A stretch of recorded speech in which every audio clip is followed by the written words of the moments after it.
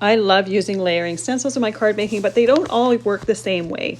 Here I have the Pansy one from Craftreat, and I have the Butterflies and Botanical ones from Pinkfresh Studios.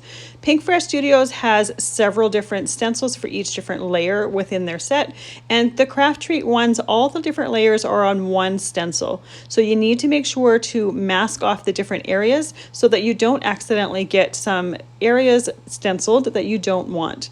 I just use painter's tape for this. The images are still really beautiful, but you want to make sure to do that masking off so that we don't accidentally get ink where we don't want it to go. As we do the different layers, they're really easy to line up to layer them. I'm just using some Distress Oxide inks here, but you could use whatever inks you're wanting to use.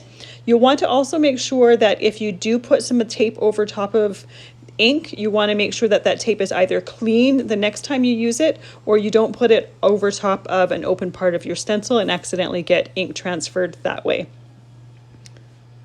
You can use these stenciled with many different mediums as well. You can use them with embossing powder, you can use them with texture paste. Once again, you just need to make sure that you do a really good job of masking off the different areas that you don't want. The images, though, that you can create from these Craftreat ones are really beautiful. I love the cards that I've made creating them.